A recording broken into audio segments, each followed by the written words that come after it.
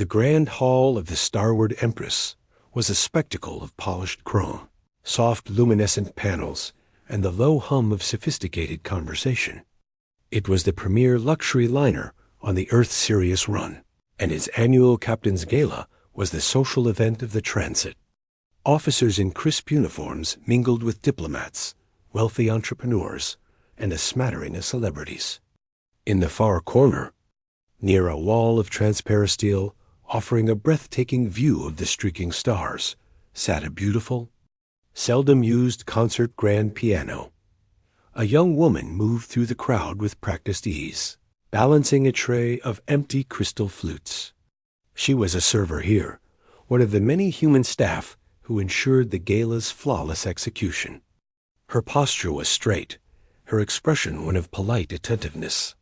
But her eyes often drifted towards the piano with a look far more complex than simple appreciation. The liner's first officer, a man with a neatly trimmed beard and an air of perpetual amusement, noticed her gaze as she passed. He was in high spirits, surrounded by a group of serious consortium officials who were politely bored. "You seem quite taken with the instrument," the first officer said, his voice cutting through their dull talk. The group turned to look at the server. She stopped, a faint blush coloring her cheeks. "It's a very fine piano, sir. Do you play?" One of the officials asked, his tone implying the answer was inevitably no. "A little," she said softly, her grip tightening on the tray. The first officer's eyes sparkled with the idea of a harmless joke.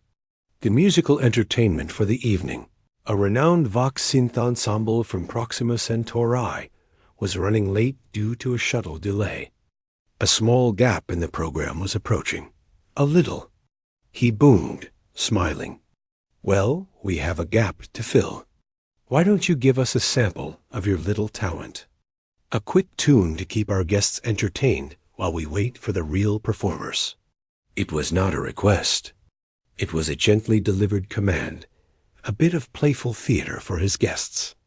The surrounding officials chuckled, expecting a fumbling, amateurish performance to laugh at kindly before the real music began.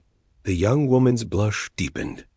She glanced at the head steward, who gave a minute, helpless nod.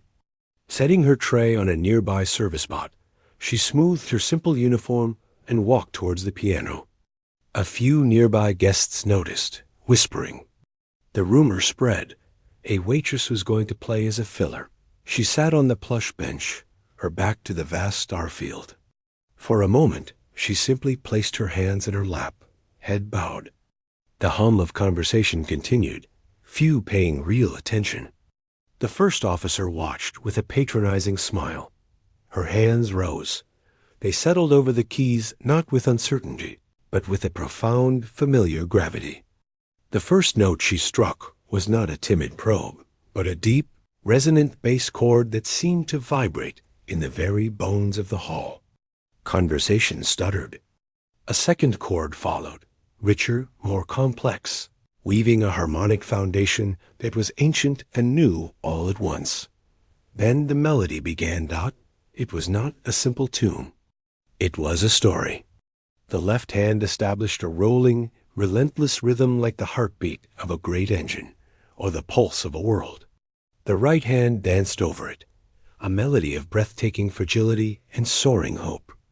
It was the sound of Earth, not the political entity or the crowded homeworld, but the idea of it.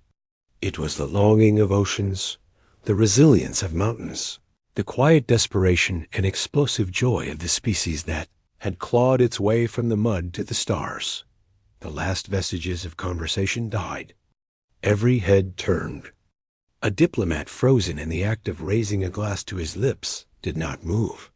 The first officer's amused smirk had vanished, replaced by stunned incomprehension. The music built. It was technically flawless, a torrent of intricate passages that would challenge a conservatory master, but technique was the least of it. It was the emotion she poured into the framework that held the hall captive. A passage of profound loneliness, the isolation of a single voice in the cosmic dark, made a hardened freighter captain's eyes glisten. A sudden, explosive crescendo of unified chords spoke of defiance, of unity, of standing together against the void. And spines straightened all across the room. She played a piece that had no name, a composition woven from the collective human experience of loss and discovery. It spoke of the first wood fire, the first wheel, the first shaky rocket, the first stable warp bubble. It was a hymn to curiosity, a dirge for fallen pioneers, and a triumphant march for those who still reached Dot at the climax. Her hands were a blur, the piano no longer an instrument, but an extension of her will, pouring out a cascade of sound so powerful it seemed the stars outslowed to listen. And then, as swiftly as the storm had come, it began to recede. The music fragmented into echoes of the main theme, single, clean notes hanging in the silent air like distant stars. The final note, a soft, high treble tone, faded into absolute quiet. She lifted her hands and placed them back in her lap, her head bowing once more. For a long moment, there was nothing. No applause, no movement. The audience was not merely impressed. They were dismantled. The casual hierarchies of the room official and server, wealthy and worker, human and alien guest, had been obliterated by the shared, transcendent experience. Then, as if waking from a dream, the Vogue synth musicians, who had arrived unnoticed at the rear doors, began to clap. They were not clapping out of politeness, but in raw, professional awe. It broke the spell. The hall erupted. It was not polite applause, but a thunderous, roaring ovation. Guests rose to their feet as one, their faces etched with wonder. The serious consortium officials, men who debated stellar resource allocations, were cheering like children. The hardened captain was unabashedly wiping his eyes. The young woman stood, facing the crowd. She gave a small, graceful bow, her expression still quiet, as if she had merely delivered a message and was now stepping aside.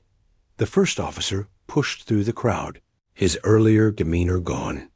That was, "I have no words. Who are you? Where did you learn to play like that?" She met his gaze, her eyes clear. "On Earth," she said, her voice barely audible over the fading applause. "I played for 8 years at the Interstellar Conservatory before my family needed help. I work here to send credits home." The statement, simple and unadorned, struck the officer harder than any reproach. The joke had been on him, on all of them. He had seen only a uniform, not the person inside it. He had asked for a simple tune and had been given a glimpse into the soul of humanity. The piano, he finally managed. It has never sounded like that. She allowed a small, genuine smile. "It misses Earth. So do I sometimes, I just remind it." She gave another slight nod and moved to return to her duties. The crowd parted for her, their looks now ones of profound respect. The head steward, beaming with a pride he could not contain, gently took the empty tray from her hands and shook his head, indicating her shift was effectively over. For the rest of the evening, the gala had a different tone. The Vox synth ensemble performed beautifully, but the memory of the Waitress's performance hung over everything, a raised bar that changed the quality of listening. Conversations were quieter, more thoughtful. The human staff members walked a little taller, noticed by the guests not as fixtures, but as individuals who might contain multitudes. The young woman eventually slipped away to the observation deck, leaving the glittering hall behind. She looked out at the infinite starfield, her fingers tracing silent chords on the cool transparisteel. Back in the hall, the first officer stood by the now closed piano. A senior official from Sirius, a being not given to emotional displays, joined him. "You humans," the official mused, his voice low. "We measure you by your technology, your economics, your political reach. We forget that your first and greatest art is not in your engines, but in your spirit." That was not entertainment. It was a revelation. You do not just build and explore. You feel the universe, and you make it sing. The officer nodded, watching the stars streak by. He understood now. The greatness of humanity was not always in the loudest shout or the brightest flare. Sometimes it was in the quiet hands of a waitress, who, when asked to play as a joke, could remind a hall full of the galaxy's elite that within a simple human heart lay the entire symphony of a species' journey. And that was truly awesome.